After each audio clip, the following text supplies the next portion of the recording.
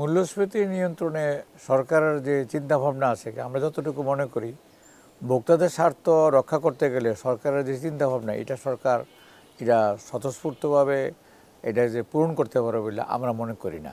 কারণ আমরা বিগত বছরগুলিতে যা দেখলাম আর কি, সর্বোচ্চ গত বছরের 24-25-এ যে বাজেটে যে তারা অর্থ যে আহরণ করা হয়েছে, সেখানে দেখা যাচ্ছে সরকারের সর্বোচ্চটাই তারা আহরণ করছে। তারপরে যেখানে ছিল এটা 4 লাখ, তাই না? সেখানে আপনার সরকারের যে প্রত্যাশা 7.5 কোটি টাকা, তারা 7.5 লক্ষ কোটি টাকা, এটা পারবে বলে আমাদের মনে হয় না। সরকারের এখানে একটা উচ্চ আভিলাষ আছে, এটা পূরণ করতে সরকার পারবে না। সুতরাং এটা যদি পূরণ করতে না পারে, তাহলে সরকারের যেখানে ঘাটতি আসবে সেই ঘাটতিটাই কিন্তু সব ভোক্তাদের উপরে সে আলটিমেটলি পড়বে।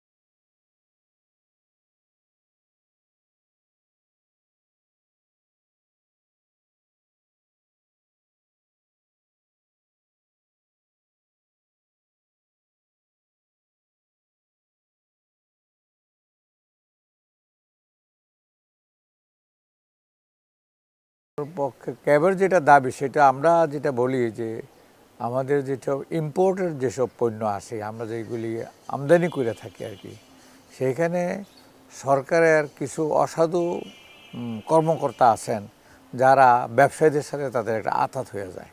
এই আঁতাতের কারণে যে পরিমাণ ভ্যাট হওয়ার কথা, তার চেয়ে তো ভ্যাটের পরিমাণটা সেভাবে হয় না। এটা আমরা লক্ষ্য করছি। আর পণ্য, বিশেষ করে বাণিজ্য মন্ত্রণালয়ের কথাই বলেন, শিল্প মন্ত্রণালয়ের কথাই বলেন, বা অন্যান্য যে মন্ত্রণালয়গুলি আছে, সেগুলির মধ্যে কিছু অসাধু কর্মকর্তা আছেন, যারা এই সরকারকে সহযোগিতা করতেছে। আমরা যেটা বাজার থেকে মনে করি আর কি, সরকারকে তারা সহযোগিতা করতেছে না। তাদের একটা তাদের মধ্যে একটা গোপন একটা তাদের একটা এজেন্ডা আছে। সেই এজেন্ডা বাস্তবায়নের ক্ষেত্রে গিয়ে সরকারকে, বর্তমানে যে অবস্থা সরকার আছে, এই অবস্থাটাকে তারা আরও বেশি এটাকে মানে সংকটাপন্ন করে তুলতেছে বলে মনে করা হচ্ছে।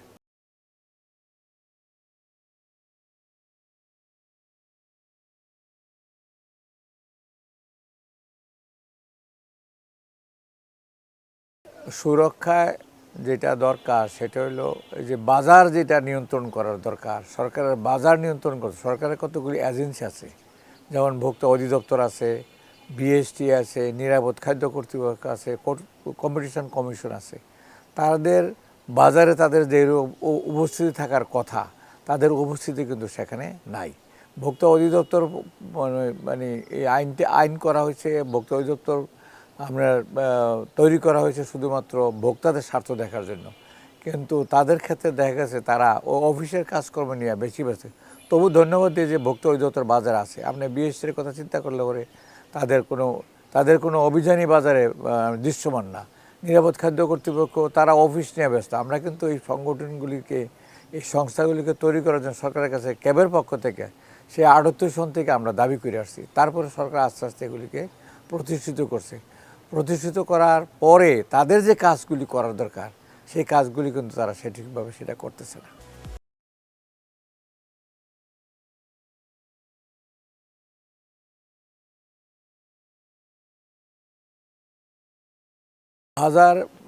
বাজারের জন্য যেটা আপনার মনিটরিং করার জন্য যে বরাদ্দটা দরকার, সরকার যে একেবারে বরাদ্দ দিচ্ছে না তা না। শুধুমাত্র মনে করেন আমরা কনজিউমার্স অ্যাসোসিয়েশন অফ বাংলাদেশ ক্যাবই ভলান্টিয়ার সার্ভিস দিচ্ছে। তারপরেও আপনার বাজারে যারা যেসব ম্যাজিস্ট্রেট মহোদয়রা যান বা সরকারের যেসব এজেন্সির লোকজন যায় আর কি, তাদের কিন্তু সরকার একটা বরাদ্দ দিয়ে থাকে। এটা তারা কিন্তু চাকরি থাকা অবস্থাও যদি বাজারে যায় তাইলে কিন্তু তাদের জন্য একটা টিএ অ্যালাউন্স এইরকম দেওয়া হয়ে থাকে। সেখানে তারা কিন্তু বাজারে যায় না, আমরা যদি তাদের যে সরকার টাস্ক ফোর্স করছে, সরকার কিন্তু অনেকগুলি উদ্যোগ নিছে, বর্তমান সরকারে সেগুলি উদ্যোগ নেওয়া হয়েছে, কিন্তু সেগুলি বাস্তবায়ন করার জন্য যাদের তবে যাদের মনিটরিং করা দরকার তারা বাজারে সেভাবে মনিটরিং করে না। আমরা মনে করি যে ভোক্তা স্বার্থে ক্যাব এবং আরও যেসব সিভিল অর্গানাইজেশন আছে, বাজারে তো অন্য আর কোনো অর্গানাইজেশন নেই, একমাত্র ভোক্তা স্বার্থে নিয়ে কাজ করে শুধুমাত্র ক্যাব। তো ক্যাবকে যদি আরও বেশি সংগঠিত করতে হয়, সেটা আমাদের যেমন আমরা ভলান্টিয়ার সার্ভিস দিই, সেখানে আমাদের যেমন প্রতিটা জেলাতে আমাদের একটা করে কমিটি আছে, প্রায় 350টা উপজেলা আমাদের কমিটি আছে। এই লোকগুলিকে মিনিমাম যদি আপনি একটা রিক্সা ভাড়াও দেন কিংবা একটা লোক গেলে পরে তার এক কাপ চা বা 2টা বিস্কিটের প্রয়োজন হয়, এগুলোর জন্য যে সামান্যতম বরাদ্দটা থাকার দরকার আছে, সেই বরাদ্দটা সরকার সঠিকভাবে দেয় না এবং আমাদেরকে অ্যাভয়েড করার চেষ্টা করে তারা। আমরা যদি যাই তাদের এখানে কাজ করার জন্য, তারা ওই অফিসের কাজ, এই কাজ সেই কাজ দেখা তারা সময়টা নষ্ট করে দেয়, তারা যেতে চায় না বাজারে। তাদের মধ্যে এই ধরনের কাজ করার জন্য সরকারের পক্ষ থেকে এই এজেন্সিগুলিকে অ্যাক্টিভ করার জন্য সরকারের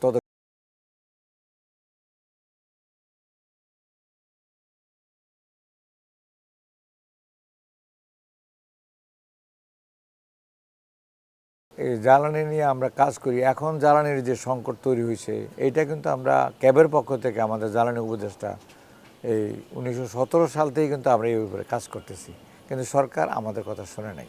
সরকার আমরা এই যে এখনকার জ্বালানির যে ক্রাইসিসটা কদিন আগে গেল, এটা নিয়ে কিন্তু আমরা আগে 2017 সালে আমরা বলছি যে জ্বালানি খাতে যদি শুধুমাত্র তাদের অপচয় এবং দুর্নীতি যদি রোধ করা যায় তাহলে কিন্তু আজকের এই অবস্থার সৃষ্টি হতো না। সুতরাং এখানে দুর্নীতি আছে, অপচয় আছে, তারা যেটা সিস্টেম লস বলে, সিস্টেম লস আসলে না, এগুলো দুর্নীতি। সিস্টেম লস কোনো সিস্টেম লস নাই, সিস্টেম ঠিকই আছে, লসটা হলো দুর্নীতি। এই দুর্নীতিটাকে রোধ করতে হবে এবং সরকারের উচিত, আমরা মনে করি দুর্নীতি 1 নম্বর প্রায়োরিটি দিয়া সর্বক্ষেত্রে দুর্নীতি দমন করতে হবে।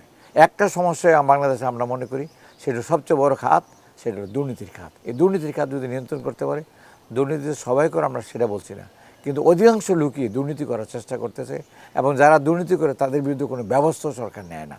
ব্যবস্থা নেয় না বলেই তারা দুর্নীতি করতে আরও বেশি আগে আসে।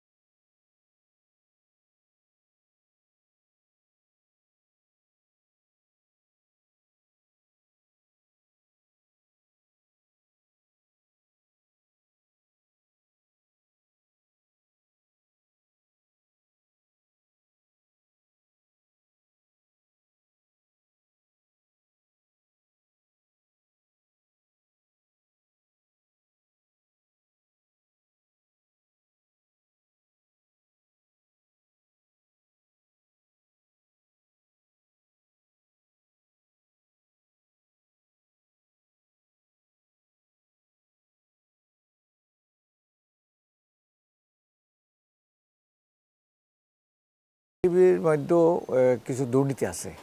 টিসিবির পণ্য মানুষ লাইন দেয় যখন, তখন দেখা গেছে যে মানুষ সবাই সেই পণ্যটা পায় না। আবার আপনি যদি টঙ্গী বাজারে যান, টিসিবির পণ্য ওইখানে আপনি কিনতে পাবেন, তারা সস্তায় বিক্রি করতে পারতেছে। তাহলে এটা করে কারা? টিসিবির সব টিসিবির লোকে খারাপ আর সব টিসিবির লোকে যে ভালো সেটা আমরা বলছি না, কিন্তু দেখার জন্য, নজরদারিতে রাখার জন্য আপনারা মিডিয়ারা কিছুটা আনেন বলে আমরা চেষ্টা করি, কিছুটা বাজারে আসে, কিন্তু এইখানেও দুর্নীতি হচ্ছে।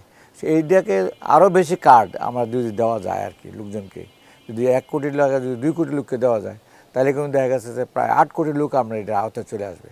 তো সুতরাং সেখানে এটার বরাদ্দ বাড়ানো উচিত। বরাদ্দ বলতে আমি সংখ্যা বাড়ানোর কথা বলছি, যে পরিমাণ দিচ্ছে এই পরিমাণটা কম না, মানুষ চলতে পারে, কিন্তু সংখ্যা তো সবাই পাচ্ছে না। লাইন দিয়ে সকাল থেকে 12টা পর্যন্ত লাইন দিয়ে গিয়ে গেল, পরে বলে তারা বলা হলো যে সে পণ্য পাচ্ছে না, তার পণ্য নাই। এইটার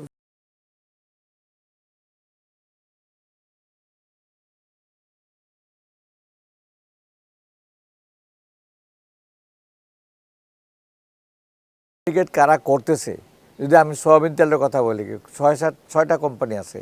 এই ম্যাগনা গ্রুপের কথা বলেন, টিসিবির আপনার তীর কোম্পানির কথা বলেন, মুনায়েম গ্রুপের কথা বলেন, টিকে গ্রুপের কথা বলেন, বসুন্ধরা গ্রুপের কথা বলেন, তারা কিন্তু সরকার থেকে অনেক বেশি সুবিধা নিতেছে, অথচ বাজারে তারা সিন্ডিকেট তৈরি করে পণ্যের দাম বাড়ায়।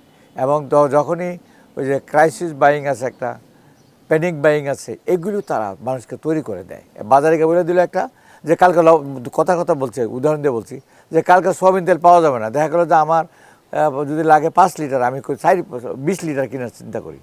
এই যে প্যানিক বাইং, এটাও তারা তৈরি করে। আমরা বাজারে আমাদের যে অভিজ্ঞতা, এই প্যানিক বাইং সৃষ্টি করে তারা নিজের। বাজার লবণ পাওয়া যাবে না, একটা ধোয়া তুলে দিলেও দেখা যাচ্ছে লবণের জন্য আমরা লাগবে মাসে মনে করেন 2 কেজি লবণ, আপনি দেখা যাচ্ছে 10 কেজি লবণ কেনার চলেছেন, ক্রাইসিস হবে। ক্রাইসিস হলে তারা পণ্যের দাম বাড়াতে পারবে, এবং তারা এই ক্রাইসিসের সুযোগটা নেয়।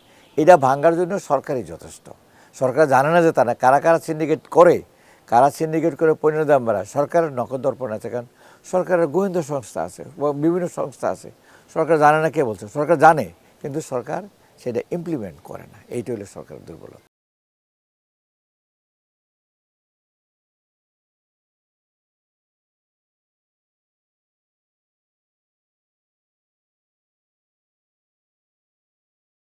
কারণে আমরা যেটা মনে করি সেটা হলো যে, যেই পণ্যটা বাজার থেকে বাজারে আসে, যেমন আমাদের কৃষি পণ্য তো আমাদের কোনো আসলে অভাব নাই। আমরা যদি চেইনটা যদি ঠিক রাখি আর কি, এটা 10 টাকা, 5 টাকা, 60 টাকার আলু কীভাবে ঢাকা শহরে এটা 30 টাকা হয়, এই চেইনটার মধ্যে হাত দিলে হবে। আর সবচেয়ে সমস্যা হলো কি, বাজারে যখন পণ্যগুলি, যখন কারণ বাজারের কথা যদি বলি, বাজারে পণ্যটা আসে মনে করেন রাত্রেবেলা, কিন্তু আপনারা যারা সরকারি কর্মকর্তা আছি, আমরা যদি সরকারি কর্মকর্তা আমাদের মনে করি, তাহলে আমরা কিন্তু রাতের বেলা যে কী ঘটনা ঘটতেছে, একটা ট্রাকের মধ্যে 3বার একটা পণ্য বিক্রি হয়, তার কোনো পুঁজি নেই। সে আপনার থেকে নিয়ে কিনে, আপনার থেকে ওই ট্রাকে থাকতে আমার কাছে বেছে, আমার থেকে নিয়ে আরেকজনের কাছে বেছে। এটাকে নিয়ন্ত্রণ করার জন্য যাদের দরকার, তারা রাতের বেলা ঘুমায়, তারা ওই বাজারে যায় না। এইটা সরকারের কঠোরভাবে এটা তারা শিডিউল করে দেওয়া উচিত, যে এই লোকগুলি রাত্রেবেলা ডিউটি করবে, দিনের বেলা তার ডিউটি নাই, অফ করে দেন আপনি। তাইলে কিন্তু দেখা যাবে যে বাজার সিন্ডিকেটটা যেটা করতে চায়, এই বাজার সিন্ডিকেট করতে। এবং আরেকটা হলো যেটা, যে সরকারের গোয়েন্দা সংস্থাগুলিকে অ্যাক্টিভ করতে। আমাদের দেশের গোয়েন্দা সংস্থা খুবই দুর্বল, খুবই দুর্বল। তারা এটা, তাদের গোয়েন্দা সংস্থাদের নাম আছে, এনএসএর কথাই বলেন, আপনার সিআইডির কথা বলেন, ডিবির কথা বলেন, আরও যে আছে এসবির কথা বলেন, তারা সবসময় কোনোভাবে সেইভাবে সঠিকভাবে কাজ করতে পারে না। কাজ করতে পারে না বলেই কিন্তু আমাদের এই দুর্ঘটনাগুলি ঘটে।